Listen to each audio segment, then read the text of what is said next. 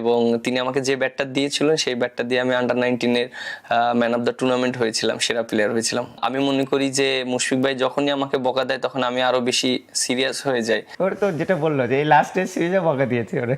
তবে গার্ডিয়ানশিপের জায়গা নিয়ে যখন কথা বলছিলেন, মেহেদী মিরাজ বাংলাদেশ ওয়ানডে টিমের বর্তমান সময়ের ক্যাপ্টেন, এই জায়গা নিয়ে মুশফিক ভাইকে নিয়ে মেহেদী মিরাজ কিছু থট শেয়ার করেছেন এবং সেই জায়গাটা ওই গার্ডিয়ানশিপের জায়গাটাও আছে। একটু দেখতে চাই যে মেহেদী মিরাজ কি বলেছেন মুশফিক ভাইকে নিয়ে। আমি আজকে যার সম্পর্কে বলতে যাচ্ছি তিনি হলো আমার আইডল ছিলেন এবং আমার যখন টেস্ট অভিষেক হয়েছিল আমার মাথায় ক্যাপটা তিনি পরিয়ে দিয়েছিলেন। তখন 2005 সালে আমি জাস্ট ক্রিকেট খেলা দেখি, মানে শুরুও করিনি, বাট তখন মুশফিক ভাইকে আমি ওইরকমভাবে চিনতাম না। আমি যখন চেনা শুরু করেছি মুশফিক ভাইকে 2007 সালের সেই ইনিংসটা এখনো মনে আছে, ওয়ার্ল্ড কাপের ইন্ডিয়ার সাথে তিনি নট আউট ছিলেন, 50 রান করেছিলেন। তখন থেকেই মুশফিক ভাইকে আমার ভালোভাবে চেনা এবং তখন থেকে আমার কেরিয়ারটা স্টার্ট হয়েছিল। আমি যখন আন্ডার-19 খেলি 2016 সালে দেশের মাটিতে ওয়ার্ল্ড কাপ হয়, তখন মুশফিক ভাইয়ের সাথে ভালোভাবে কথা হয়েছিল এবং আমি তাকে একটা রিকোয়েস্টও করেছিলাম, যেহেতু বাংলাদেশের মাটিতে খেলবো ওয়ার্ল্ড কাপ।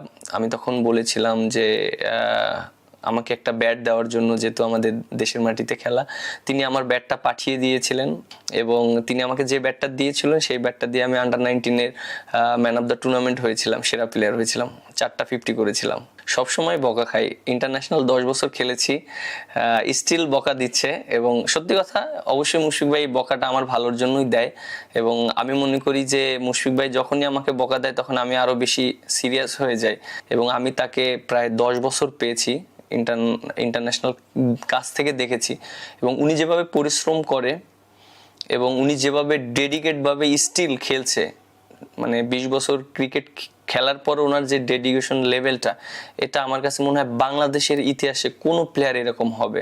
সো অবশ্যই মুশফিক ভাইকে এই বিষয়টা স্যালুট জানাতে হয় এবং উনি যেভাবে মানে টিমমেটদেরকে যেভাবে বন্ডিং করে একটা টিম গুছিয়ে রাখে, এটা একটা আনবিলিভেবল। মুশফিক ভাই, আপনি যেভাবে ক্রিকেটটা স্টার্ট করেছেন, আপনি শুরুতে হয়তো ওই রকম বেশি অ্যাভারেজ ছিল না ক্রিকেটে, যে আপনি একটা অ্যাভারেজটাকে এমন জায়গায় নিয়ে গেছেন, এটা আনবিলিভেবল যে আপনি 2-3 গুণ বাড়িয়েছেন। এটা কিভাবে মানে আপনার হয়েছে? মিরাজের প্রশ্নের উত্তরটা দেওয়ার আগে একটু জিজ্ঞেস করতে যে সর্বশেষ কি বকাটা দিয়েছেন মিরাজ? ওর তো যেটা বললো যে এই লাস্ট টেস্ট সিরিজে বকা দিয়েছে ওরে। ওটা একটু পার্সোনালি, বাট খেলা সংক্রান্ত, বাট ইজ এ ক্যারেক্টার। সত্যি কথা, মিরাজ মানে আমি যদি বলি যে বাংলাদেশ টিমে মানে একটা চার্মিং ক্যারেক্টার থাকে না, he is one of them. যে কোয়েশ্চেনটা করেছে যে আপনার অ্যাভারেজটা ইনিশিয়াল স্টেজে হয়তো আপ টু দ্য মার্ক ছিল না, but the way you approach, আসলে কোনো টিপস কি দিতে চান যে কিভাবে আসলে নিজের ক্যারিয়ারটাকে পারস্যু করতে? না, ওর সাথে তো কথা হয়েছে, বাট আমি নিজে চেষ্টা করেছি যে, কারণ আমি যেটা বললাম যে আমি নিজের ভিতরে একটা ইচ্ছা আকাঙ্ক্ষা ছিলই স্বাভাবিক, যখন আমি ক্রিকেট খেলা শুরু করি, যে ইনশাল্লাহ একদিন বাংলাদেশ টিমের হয়ে খেলবো, ইন ফিউচারে বাংলাদেশ ন্যাশনাল টিমে খেলবো। আর তার চেয়ে বড় ছিল যেটা আমি বললাম যে ওটা হওয়ার আগে যখন আমার অভিষেকটা এত আর্লি হয়েছে আন্ডার-19 লেভেল থেকে, যেটা কিনা আমাদের বাংলাদেশ টিম মানে বাংলাদেশ ক্রিকেটে অনেকের সাথে হয়ে থাকে, তো ওই জায়গাটা একটা অনেক বড় গ্যাপ ছিল। তো প্রথম থেকে এই জন্য আমার জন্য স্ট্রাগল হয়েছিল। তো আই জাস্ট ওই সময় থেকে আমি চিন্তা করেছি যে কোন জায়গাগুলো যেন ইমপ্রুভ করা যায়, যেরকম আমার কিছু স্কোরিং এরিয়া যেটা যেন আমার বাড়ানো যায়। কারণ আপনি জানেন যে ইন্টারন্যাশনাল ক্রিকেটে স্কোরিং অপরচুনিটি, স্কোরিং শট যদি আমরা মানে বেশি না থাকে, আপনার আসলে ভালো বলে রানের সংখ্যাটা কমে যায়, তখন প্রেশারটা নিজে চলে আসে। তো ওই জায়গাগুলো আমি কাজ করেছি এবং আমার কিছু স্ট্রেংথ ছিল সেটার উপরে থাকার চেষ্টা করেছি। তো এইগুলো কিছু ছোট ছোট জিনিস আছে যেগুলো করেছি। তো তারপরে আলহামদুলিল্লাহ চেষ্টা করেছি, আর বাকিটা আল্লাহর ইচ্ছা। বাকিটা তো আল্লাহর ইচ্ছা।